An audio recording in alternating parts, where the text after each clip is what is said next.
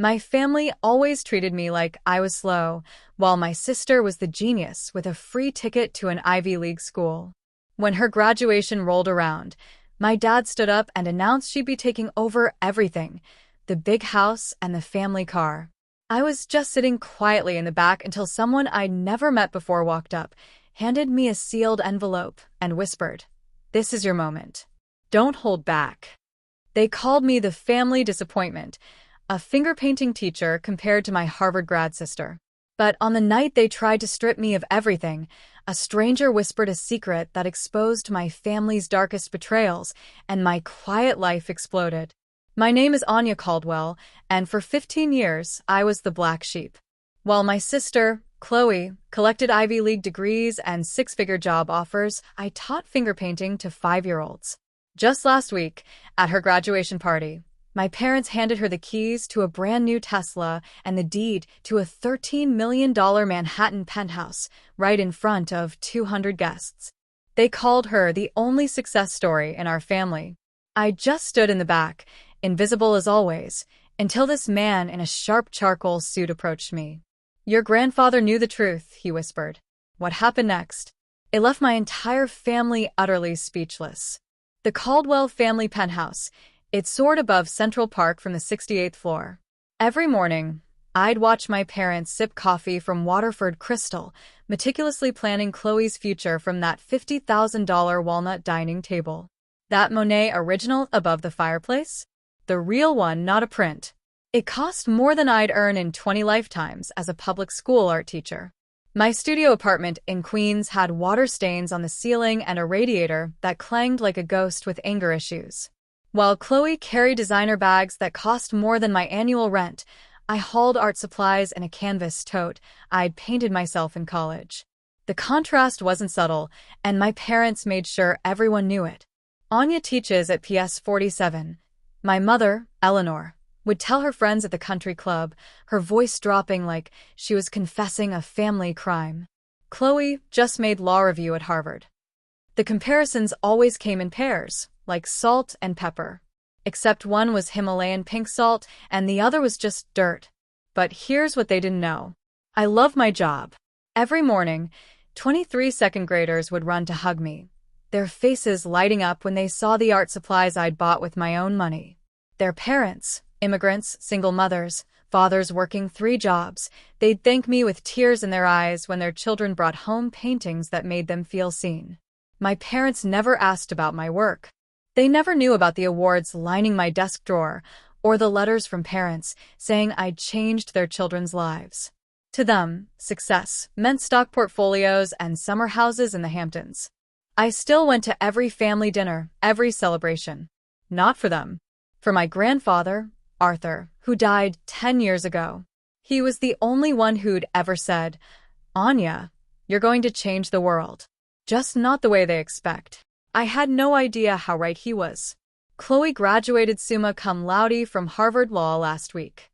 The dean himself shook her hand, and White and Case offered her a starting salary of $215,000 before she'd even thrown her cap in the air. Her Patek Philippe watch, a graduation gift from Dad, cost more than my annual salary of $42,000. She was 28, 4 years younger than me, and already owned a portfolio of investments that would make most CEOs weep. Her LinkedIn profile read like a Wall Street fairy tale. Mine? Art teacher at PS 47. Believes every child is an artist. The family group chat that week was a shrine to Chloe's glory. Photos of her in her cap and gown. Screenshots of congratulations from senators and CEOs. A video of her giving the valedictorian speech. My message? Congratulations, Bella. Red heart, nothing more. What that same chat didn't show. The 8 National Education Awards sitting in my desk drawer. The Teacher of the Year recognition I'd won 3 times. The art therapy program I'd built from nothing that now served 500 children with disabilities across 3 boroughs. I never mentioned these things. What was the point? In my family's currency, they were worthless. The invitation to Chloe's graduation party came on ivory cardstock, so thick it could double as a weapon. Celebrating Isabella's extraordinary achievement, it read in gold foil. At the bottom, In my mother's handwriting. Grace, please dress appropriately. I wore my best dress, a simple black sheath from Target. Chloe, of course, would be in custom Versace. Some things never change. Or so I thought. Why can't you be more like Chloe? That question followed me through childhood like a shadow with teeth. When I brought home an A- in calculus, Chloe had already skipped ahead 2 grades. When I won the state art competition at 16, Chloe had just been accepted to Harvard at 17. My achievements were footnotes in the grand story of Chloe Caldwell, future Supreme Court Justice, as my father, David, liked to predict after his 3rd scotch. My mother perfected the art of selective introduction at social gatherings. This is Chloe, our Harvard law student, she'd beam, her diamonds catching the light. Then, if pressed, oh, and Anya, she teaches. The pause before teaches stretched like a void where disappointment lived. I chose teaching because of Mr. Yamamoto, my high school art teacher. He found me crying in the supply closet after another. "Why can't you be like Isabella?" lecture. He said something I never forgot. Some people build skyscrapers, Anya. Others build souls. Guess which one lasts longer? I wanted to build souls. My parents wanted me to build portfolios. The family photo wall told the story better than words. Chloe's accomplishments covered an entire section: diplomas, newspaper clippings, photos with governors. My section had one photo: college graduation. Even though it was partially hidden behind Chloe's Harvard acceptance letter, which my mother had framed in gold. 10 years of therapy taught me to stop seeking their approval. But knowing something intellectually and feeling it in your bones? Those are different beasts. So I kept showing up, kept smiling, kept pretending their words didn't carve little pieces from my heart. From the corner of the St. Regis ballroom, that man in the charcoal suit watched me. He'd been there since I arrived, and something about his gaze felt knowing, like he was waiting for something. The St. Regis ballroom glittered with the kind of wealth that didn't need to announce itself. 200 guests sipped Dom Perignon from crystal flutes while beluga caviar made rounds on silver platters that probably cost more than my car. Every corner screamed money, from the 30-foot ceiling draped in silk to the orchid centerpieces flown in from Thailand. My father clinked his champagne glass with a gold pen. Of course, it was gold, and the room fell silent. Ladies and gentlemen, we're here to celebrate the only success story that matters in the Caldwell family. He raised his glass toward Chloe, who stood in her custom Versace gown, looking like she'd been carved from marble and ambition. My daughter, the Harvard law graduate. The only success story. Singular. I wasn't even a footnote anymore. I was an eraser. My mother worked the room, her voice carrying over the classical quartet. "Chloe's starting at White and Case next month," she told the mayor's wife. Then, catching sight of me by the shrimp display, "Oh, that's Anya. She teaches finger painting to children." The way she said finger painting made it sound like I dealt drugs to toddlers. A woman in Chanel asked what grade I taught. Before I could answer, my mother interjected, "Elementary." "Very elementary." The woman's smile turned pitying. "How nice that you found something you can do." My phone buzzed. Unknown number. The text read, "Don't leave early tonight.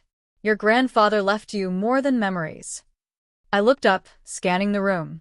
The man in the charcoal suit raised his champagne glass lightly. A gesture so small only I noticed. My father was back at the microphone. And now for the real surprise of the evening. David's voice boomed. "Chloe, success deserves rewards." He pulled out a small velvet box from his tuxedo pocket, and the room collectively leaned forward. "The keys to your new Tesla Model S Plaid." The crowd gasped. Someone actually applauded. The key fob glinted under the chandeliers, a $130,000 car for a 28-year-old who already owned a BMW. Chloe floated to the microphone, her smile practiced from years of being the chosen one. "Thank you, Daddy." She held up the keys like a trophy. "The photographer my parents hired," yes, they hired a professional photographer for this, captured every angle. "But that's not all," my mother chimed in, joining them on stage. She produced an envelope from her clutch, the Hermes one, naturally. The $30,000 Birkin, that could feed a small country. Inside this envelope is the deed to your new home. A $13 million penthouse in Tribeca. 4 bedrooms, private terrace, and a view of the entire city you're about to conquer. $13 million. For reference, that could fund my entire school's art program for the next century. It could provide therapy for thousands of children who'd never otherwise afford it. Instead, it would house one person who already had everything. Chloe hugged them both, and the photographer went wild. The crowd erupted in applause that felt like tiny hammers against my skull. I stood in my corner, invisible as wallpaper, holding my champagne flute so tight I worried it might shatter. "This Tesla is just the beginning of what you deserve, Chloe," my father said into the microphone.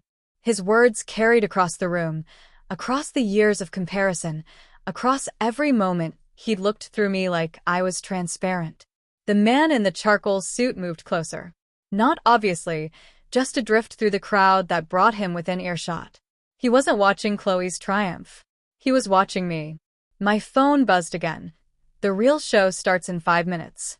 Don't sign anything." Sign anything?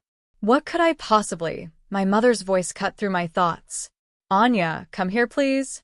We need you on stage."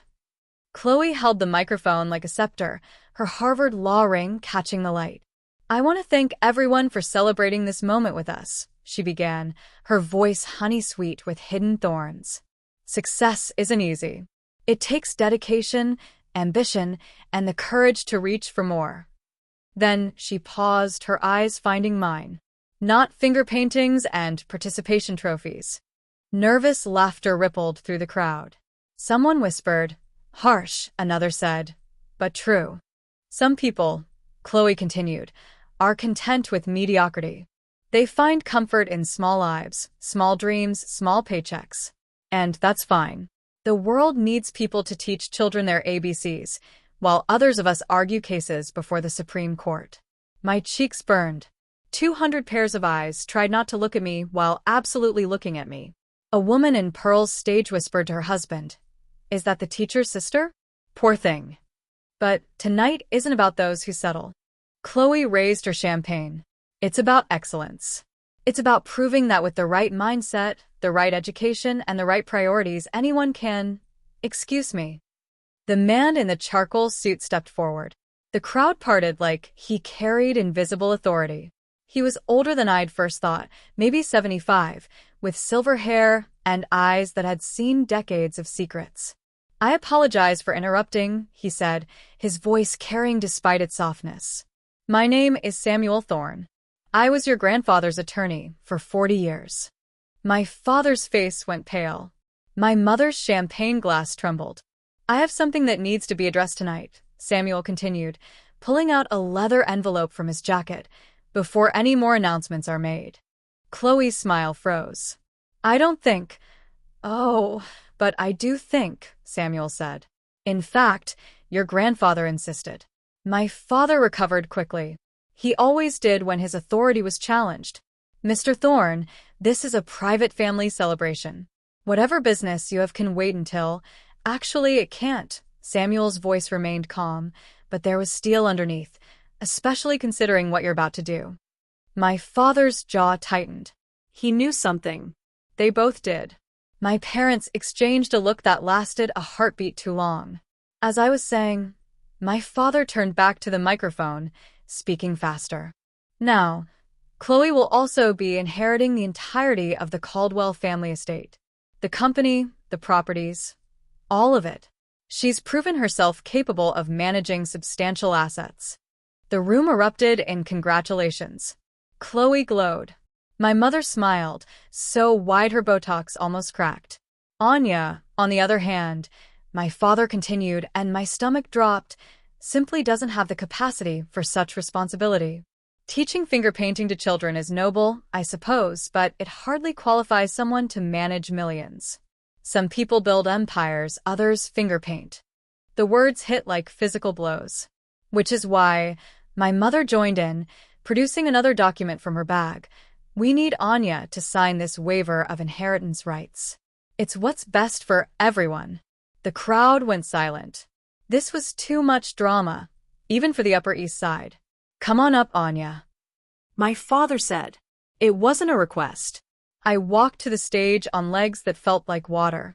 200 people watched me climb those 3 steps. The woman in Chanel whispered something about family business being so awkward. Someone else muttered about knowing one's place.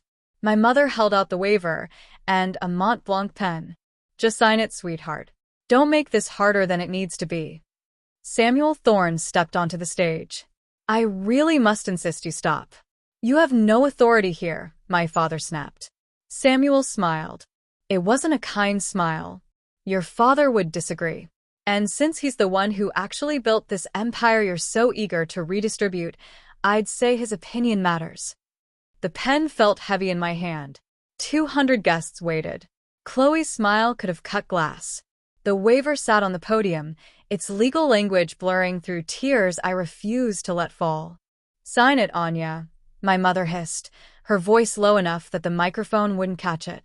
For once in your life, do the right thing. The right thing for them meant disappearing.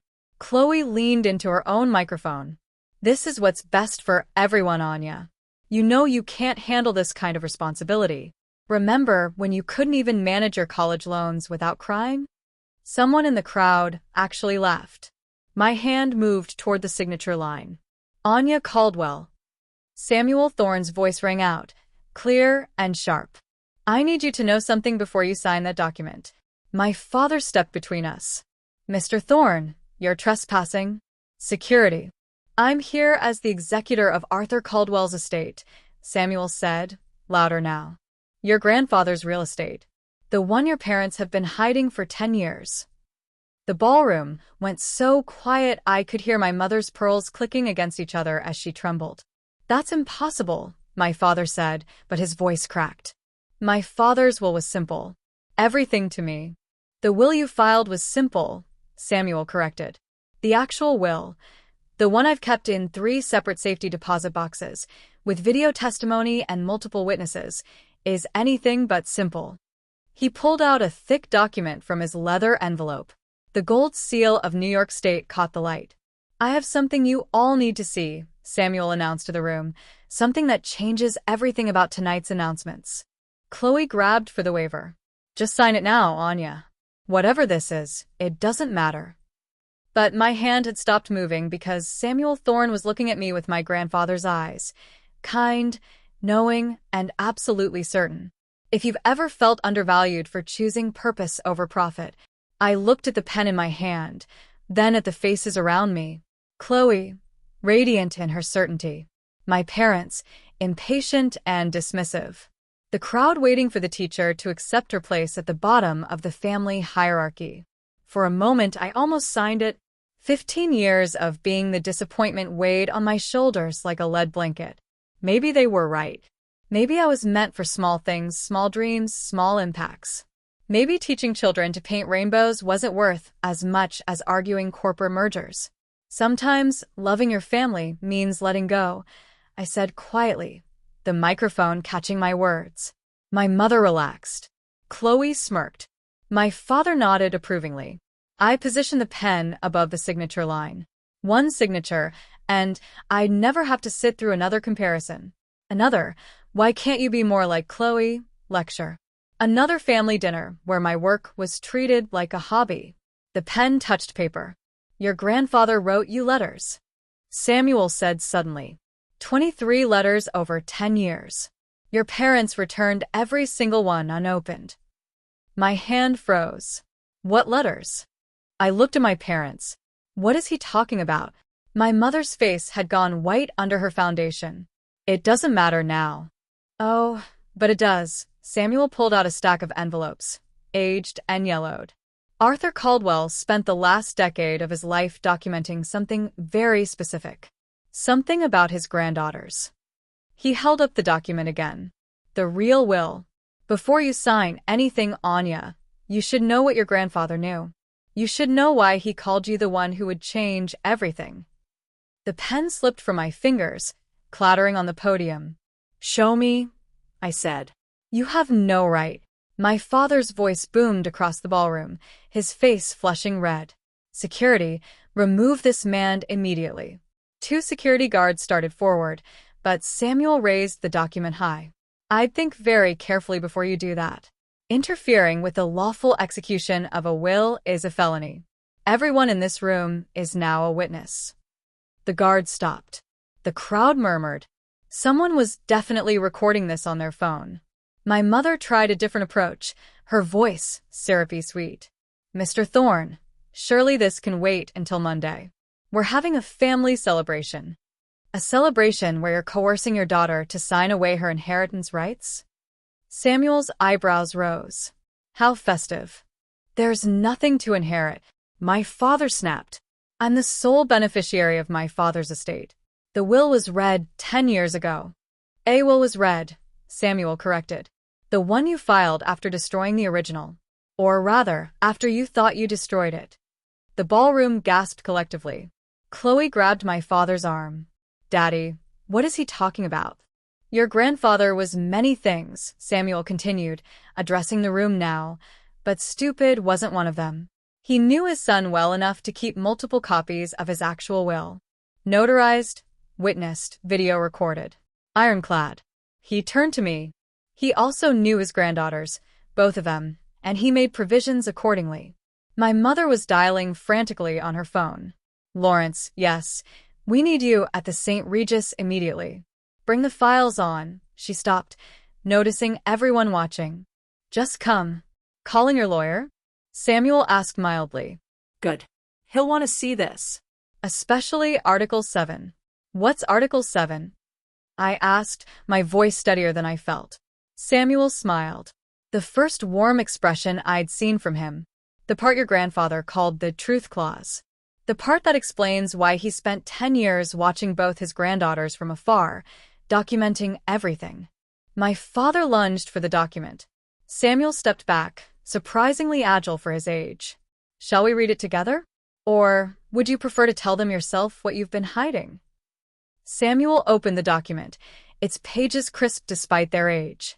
This will was signed by Arthur Caldwell on March 15, 2015, in the presence of 3 witnesses and a notary public. It was subsequently filed with my firm, with copies sent to 2 additional law firms for safekeeping. That's impossible, my father said, but his voice had lost its authority. I handled his estate. You handled what you wanted to handle, Samuel interrupted. Your father knew you would, which is why he included very specific instructions about when and how this will should be revealed. He looked at me. He wanted to wait until both granddaughters had shown their true character. Tonight seemed appropriate, given the circumstances. Chloe pushed forward. This is ridiculous. Even if there's another will, it can't override. Actually, Miss Caldwell, given your Harvard law education, you should know that a properly executed later will absolutely overrides an earlier one, especially when the earlier one was, let's say, creatively edited. My parents exchanged another look. My mother's hands were shaking. Your grandfather spent 10 years documenting something very specific, Samuel continued. The real contributions his granddaughters made to society. Not the degrees, not the salaries. The actual impact. He pulled out a folder thick with papers. Anya, did you know your grandfather hired a private investigator to follow your career? Not to spy. To document. Every award you won that your parents ignored. Every child whose life you changed. Every family you helped through your art therapy program. The room was silent. Even the wait staff had stopped moving. He has files on both of you, Samuel said, looking between Chloe and me. And based on those files, he made his decision about who should inherit the Caldwell legacy. This is insane, Chloe said, but her voice wavered. No, Samuel replied. This is justice. Shall we read Article 7 now? Chloe's Harvard training kicked in like a reflex.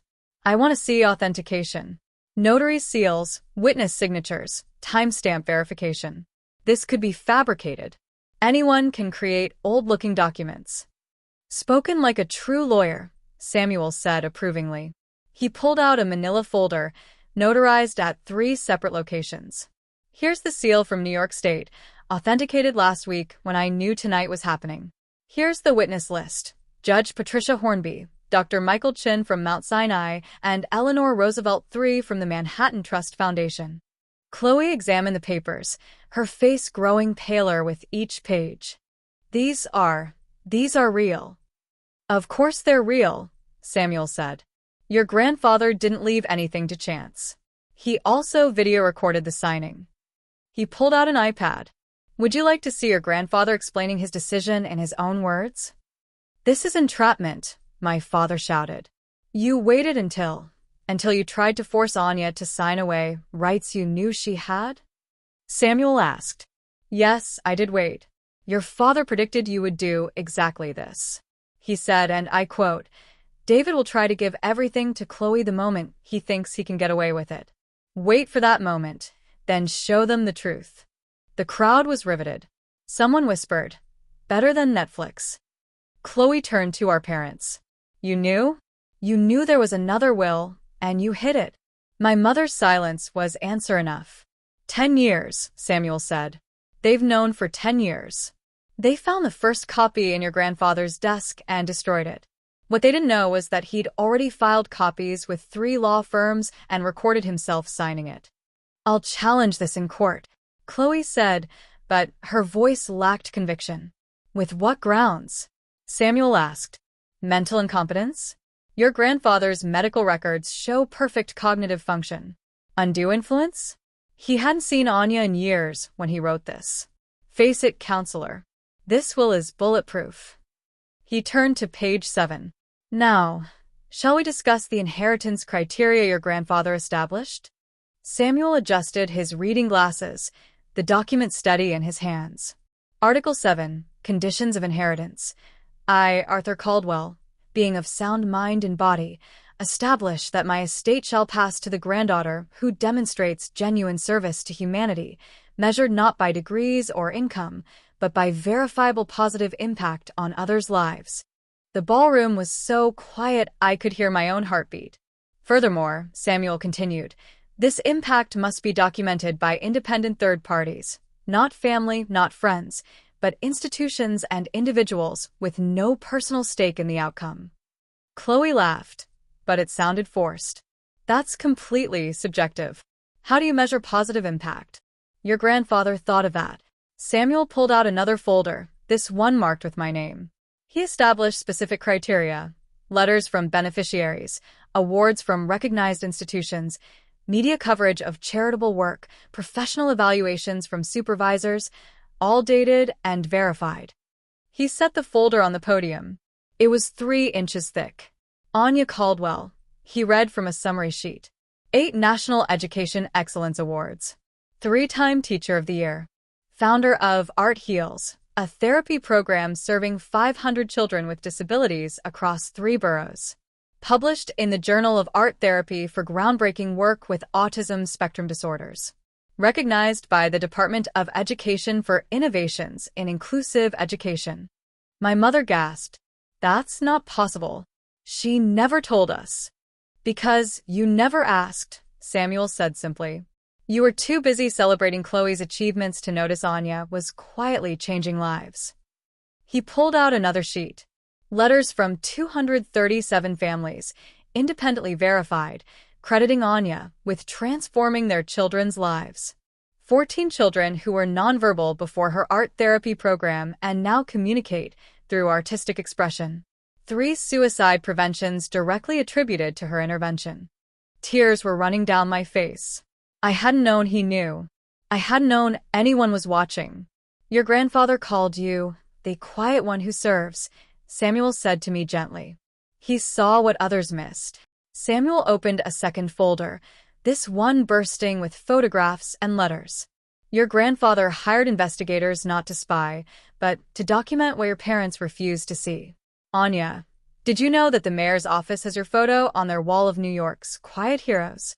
I shook my head, speechless. 3 years ago, you used your entire savings to keep your art program running when the school lost funding. You took a second job, tutoring to buy supplies. You never told anyone. He pulled out a bank statement. Your grandfather's investigator documented every sacrifice. A woman in the crowd, Mrs. Chun from the PDA, suddenly stood up. That's my son's teacher. She saved his life. He was diagnosed with selective mutism, wouldn't speak for 2 years. Anya taught him to paint his words. Now he won't stop talking. She glared at my parents. You should be ashamed. Others began standing. A man in a navy suit. She taught my daughter after she lost her hearing. Said art doesn't need words or sound. Another parent. My son has autism. Anya spent her lunch breaks working with him for free. He just got accepted to art school. My parents looked stunned. Chloe's mouth hung open. Your grandfather followed every news story, Samuel continued, pulling out clippings. Local teacher transforms lives through art. Innovative program brings hope to special needs families. The quiet revolution in room 203. He looked at my parents. You had every opportunity to know this. You chose not to look. Then he turned to Chloe. Now, Miss Caldwell, would you like me to read your grandfather's assessment of your contributions, or should we skip to his final decision? Chloe's face was stone. Read it. Samuel nodded. Very well, but I should warn you, your grandfather was thorough and honest. Samuel pulled out Chloe's folder. It was noticeably thinner. Chloe Caldwell, Harvard Law, summa cum laude, Law Review Editor. Starting salary, $215,000. He paused. Community service, mandatory pro bono hours required by law school. 40 hours total over 3 years. No voluntary service beyond requirements. Chloe's face flushed. I was building my career. You were building your resume, Samuel corrected. Your grandfather noted the difference. He also documented this. In 2019, you volunteered to organize a charity auction for underprivileged children. You raised $30,000. He paused. You also charged the charity a $15,000 administrative fee. Gasps echoed through the ballroom. That was legitimate compensation for my time. Chloe protested. From a children's charity? Samuel's eyebrows rose. Your grandfather found that particularly telling. He pulled out more papers. 2020, you offered pro bono services to a homeless shelter. When you discovered they couldn't provide a tax write-off large enough, you withdrew the offer. 2021, you volunteered to mentor inner-city students. You attended one session, took photos for your LinkedIn, and never returned. My parents were frozen. This wasn't the Chloe they'd promoted. Meanwhile, Samuel gestured to my thick folder. Anya has letters from the Department of Education, the National Art Teachers Association, the Autism Society, the Children's Hospital of New York, and he pulled out an official letter, the White House Office of Public Engagement, commending her for extraordinary service to America's most vulnerable children. He held up both folders. One granddaughter has degrees and dollars. The other has changed hundreds of lives. Your grandfather's will is clear about which one inherits. But there's more, Samuel said, his voice carrying a weight that made everyone lean forward. Article 7 has a second component, a clause your grandfather called the humility provision. Chloe's lawyer had arrived, slightly out of breath. Don't say another word, he advised his clients. Oh, I think everyone needs to hear this, Samuel smiled. Sometimes the quietest person in the room is the strongest. Chloe's lawyer, Lawrence Fitzgerald, pushed through the crowd, his Armani suit impeccable despite his rush. This is highly irregular. Any will contest should be handled in probate court, not at a social gathering. There's nothing to contest, Samuel replied calmly. I'm simply executing Arthur Caldwell's explicit instructions. He wanted this revealed publicly, in front of witnesses, specifically when the family tried to exclude Anya from inheritance. Chloe grabbed Lawrence's arm. Tell them this won't hold up. Tell them I'll sue for defamation.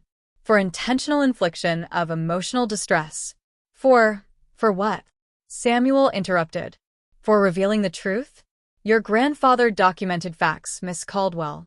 Pro bono hours are public record. Charity finances are public documents. Your LinkedIn posts about mentoring are still online, though the shelter confirms you only attended once. This is character assassination. Chloe's voice cracked. No. A voice from the crowd spoke up. It was Judge Patricia Hornby, one of the will's witnesses. This is accountability. I watched Arthur Caldwell sign this will. He was heartbroken about what his son had become. How material success had replaced human values. He said, "Wait, Patricia. I built this fortune to help people, not to create monsters." More parents from my school stood up. Mr. Rodriguez, whose son had severe ADHD. Anya Caldwell spent every Thursday after school with my boy for 2 years, never charged us a penny. He's in college now because of her. Mrs. Kim, my daughter was bullied for her disability. Anya created a whole anti-bullying program through art. Changed the entire school culture. Dr. Patel. She volunteers at our children's hospital every Saturday. Brings art supplies she pays for herself. Chloe looked around wildly. Money doesn't make you worthy, Chloe. I heard myself say, my voice steady. Impact does. You manipulated him. Chloe accused. You must have. Grace hadn't seen her grandfather for 5 years before he died. By your parents' design, Samuel stated. They told him she was too busy with her little teaching job to visit. My father's CEO instincts kicked in when cornered. Negotiate. Let's be reasonable here. We can work out an arrangement. Split everything equally. 50-50, that's fair. Fair. Samuel's voice carried decades of legal authority. Was it fair when you told your father that Anya dropped out of college? She graduated with honors. Was it fair when you said she was unemployed? She was teaching full-time. Was it fair when you returned every letter he tried to send her? My mother clutched her Hermes bag like a lifeline, tears ruining her perfect makeup. We only wanted what was best for the family. Chloe had so much potential, and Anya didn't. Samuel gestured to the crowd. Half this room can testify to Anya's potential. The difference is she fulfilled hers by lifting others, not by stepping on them. Please, my mother turned to me, desperation cracking her voice. Anya, sweetheart, think about the family reputation. If this gets out, it's already out. Someone called. 3 phones were clearly recording. My father tried one last angle. Anya, you don't understand complex finances.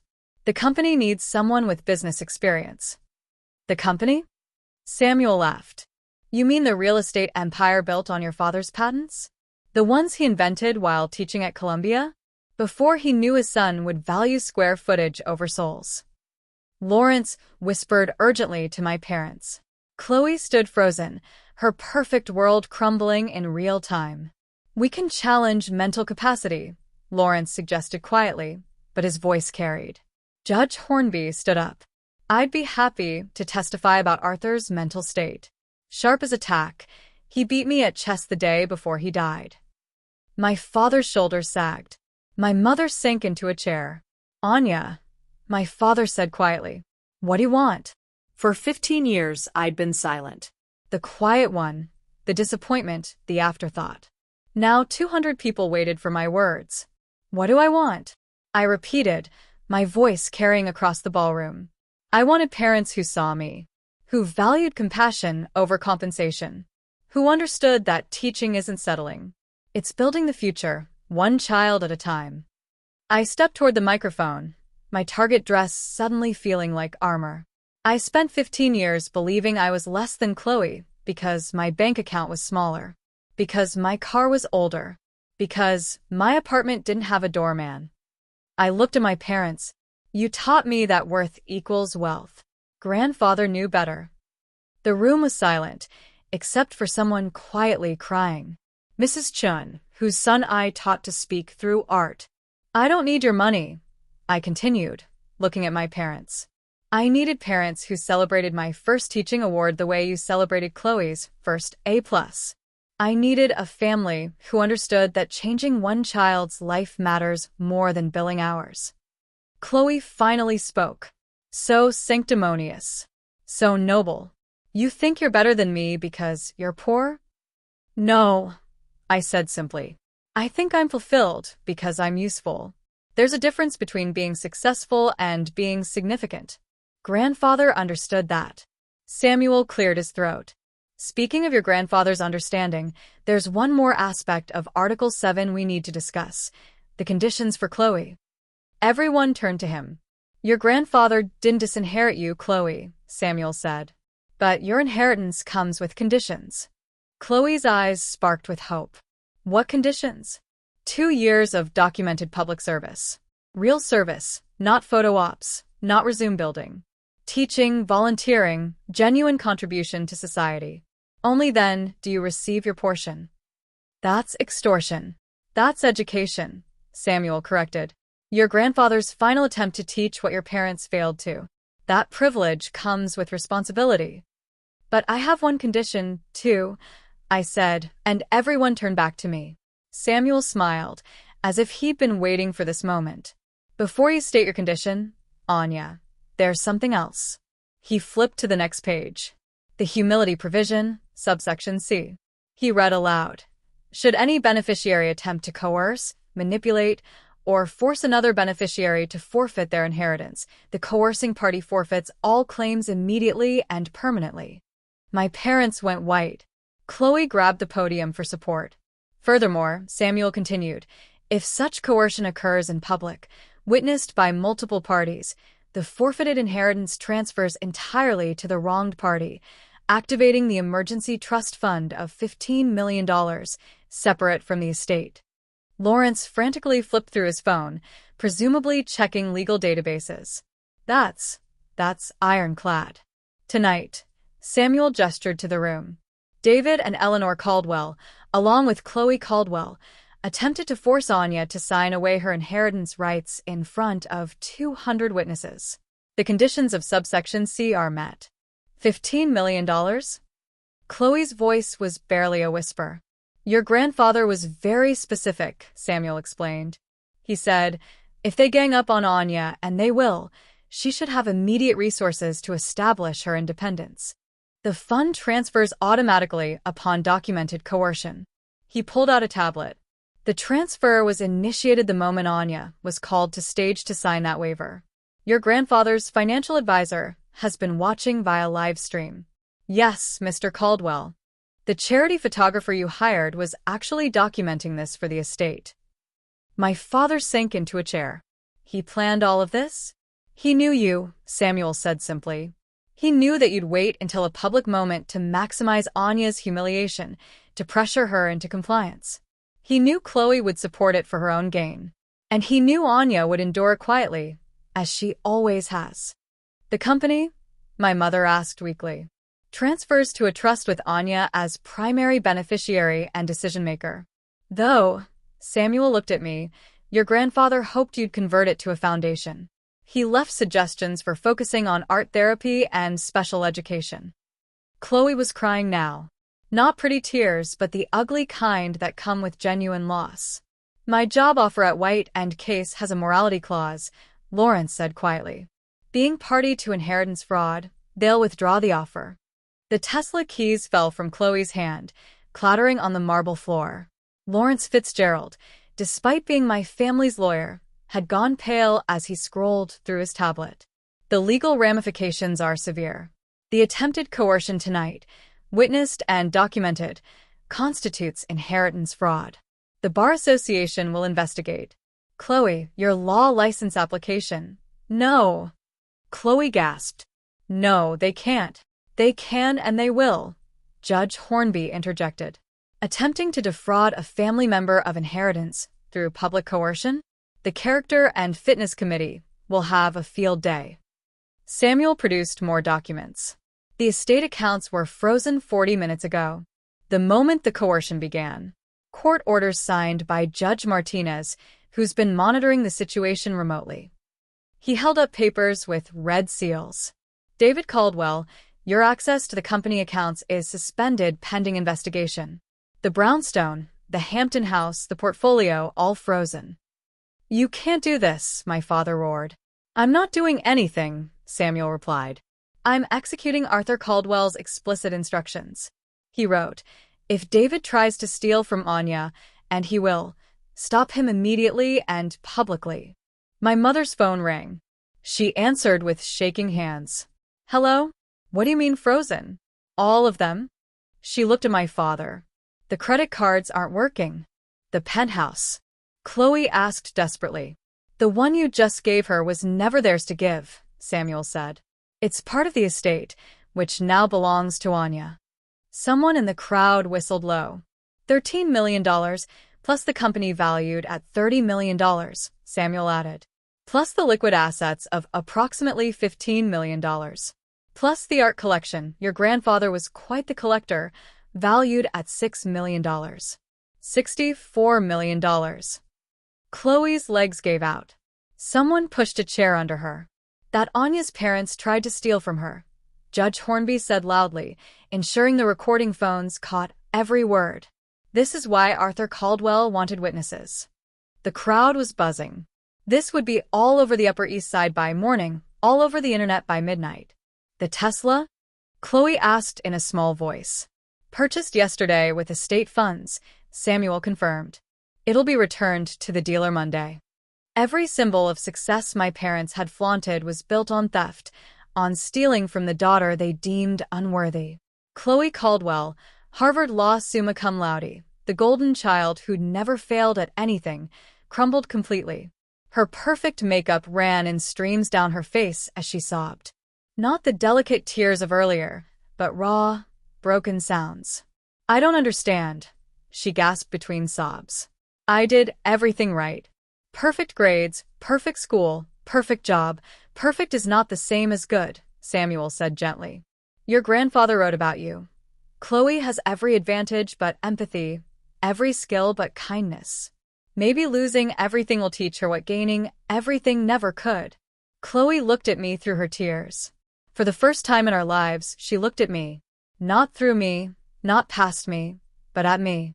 You knew, she whispered. You knew you were worth more. And you never said anything. I didn't know about the will, I said honestly. But I knew my worth wasn't measured in dollars. You taught me that, actually.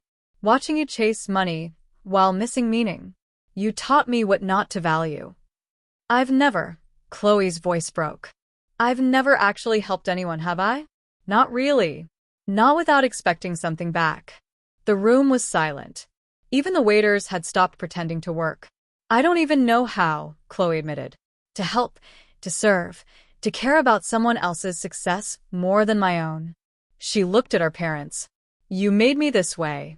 You praised every achievement that brought status and ignored every opportunity to build character. And now I'm 28 years old, and I don't know who I am without my resume. That's the first honest thing you've said in years, my mother said quietly, surprising everyone. Chloe stood shakily. Anya, I need that job. Not white and case. Whatever you'll let me do. I need to learn. My father stood before the crowd, this titan of real estate who'd built his identity on being Arthur Caldwell's son. And for the first time in my life, I saw him clearly. Not the CEO, not the patriarch, just a man who'd lost his way. I measured everything wrong, he said, his voice carrying across the silent ballroom. Stock prices, square footage, net worth. I measured everything except what mattered. He turned to me. Anya, you were never the disappointment. I was. I disappointed my father by becoming everything he never wanted. A man who knew the price of everything and the value of nothing. My mother stood beside him, her perfect posture finally breaking. We were so proud of Chloe's Harvard acceptance that we framed the letter. But Anya, you have 237 letters from families whose lives you've changed, and we never framed a single one. She looked at the crowd, many of whom were their society friends. We taught our daughters that appearance matters more than substance, that wealth matters more than worth. We were wrong. Someone started clapping. Mrs. Chun. Then another parent joined. Then another. Not for my parents' confession, but for the truth finally being spoken. The irony, my father said, laughing bitterly, is that my father built this fortune as a teacher. A Columbia professor who invented 3 patents that changed the industry. He never cared about the money. He cared about the knowledge. And I forgot that. He looked at Samuel. He tried to tell me, didn't he? All those years, he tried to redirect me toward meaning instead of money. Every week, Samuel confirmed. He'd say, David, you're building a monument to nothing. Anya is building lives. We measured success in dollars, my mother said, looking at me, when we should have measured it in lives changed. The photographer, who apparently worked for the estate, captured everything. The truth, finally exposed, documented for posterity. My father straightened his shoulders. Anya, we don't deserve forgiveness, but we're asking for it anyway. I stood at the podium, looking at my family, broken, exposed, finally honest, and made my decision. I accept the inheritance, I said clearly. All of it, as grandfather intended. Chloe's sob cut through the air. But, I continued, I also accept his vision for it. The company will become the Arthur Caldwell Foundation for Art Therapy and Special Education. The buildings will house programs, not profits. The money will fund teachers, not takeovers. I turned to Chloe. You want to learn to serve? You'll start Monday. Minimum wage. Working with our most challenging kids, the ones who bite, who scream, who throw paint. You'll clean up their messes and celebrate their breakthroughs. You'll learn that progress isn't measured in percentages, but in smiles. Yes, Chloe said immediately. Yes, anything. 2 years, I said. Not because the will requires it, but because that's how long it takes to understand that teaching isn't about you, it's about them.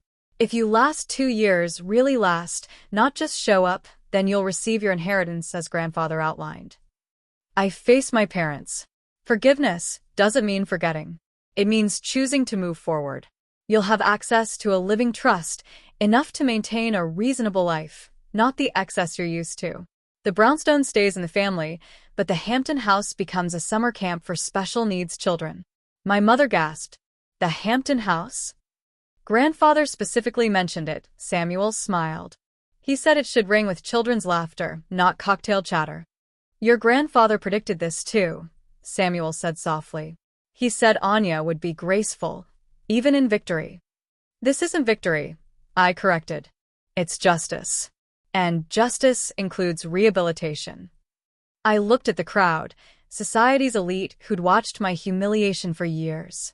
The Caldwell Foundation will be hiring real positions for real service. Not galas and charity balls, but hands-on work with children who need us. Anyone interested can submit applications through Mr. Thorne. Several hands went up immediately. Anya, Chloe said quietly, what about your condition? You said you had one. I smiled. My condition is simple. Family therapy. All of us, weekly, for a year. We're going to learn to be a family that measures worth correctly. My parents nodded immediately. Chloe agreed. Your grandfather would be proud, Samuel said softly. He knew this would happen. I realized all of it. Every detail. Harold confirmed. Samuel corrected gently. He said Anya will teach them what I couldn't. That love isn't measured in dollars and family isn't about inheritance. It's about inheriting values worth passing on. 6 months later, the Arthur Caldwell Foundation for Art Therapy and Special Education served 2,000 children across 5 states. The Hampton house hosted its first summer camp with 40 kids who'd never seen the ocean. The Brownstones Ballroom, where my parents once held society gatherings, now echoed with children's laughter during weekend art workshops. Chloe lasted the first month by sheer will. The second month broke her. A 7-year-old with autism had a meltdown, threw paint everywhere, including in Chloe's hair. She cried in the supply closet. I found her there, covered in purple paint, and she laughed. Really laughed for the first time in years. He was trying to paint the sound of happiness, she said. He told me purple sounds happy. Now she runs our sensory art program. She's brilliant at it. That Harvard brain finally serving something meaningful. Her salary is $43,000 a year. She drives a Honda Civic. She's never been happier. My parents volunteer every Wednesday. Dad reads to kids while Mom helps with art projects. Last week, a child hugged my mother and left paint handprints on her blouse. She wore those handprints the rest of the day like medals of honor. The foundation has 50 full-time teachers, all paid $60,000 minimum, a living wage for doing life-changing work. We've partnered with 15 hospitals, 30 schools, and countless families who never thought their children would communicate until art gave them a language. White and case called last month. They wanted Chloe back, said they'd reconsidered. She laughed and hung up. I have purple happiness to paint, she told them. Samuel Thorne serves on our board. He says grandfather would be amazed at what we've built. I disagree. I think grandfather knew exactly what would grow from the seeds he planted. I still teach at PS 47. Same classroom, same kids who need me, same $42,000 salary from the school. The only difference is that now I can buy all the supplies we need. Every child gets their own easel, their own paints, their own chance to show the world their inner light. My grandfather knew that true inheritance isn't money, it's impact. He spent 10 years watching from afar, documenting not our achievements, but our choices. He saw Chloe choose status over service. He saw my parents choose appearance over authenticity. And he saw me choose purpose over profit. The will wasn't about punishment or reward. It was about alignment. Putting resources in the hands of someone who'd use them for others, not themselves.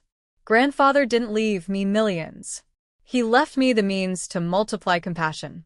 Last week, Chloe and I went through grandfather's letters, the ones my parents had returned.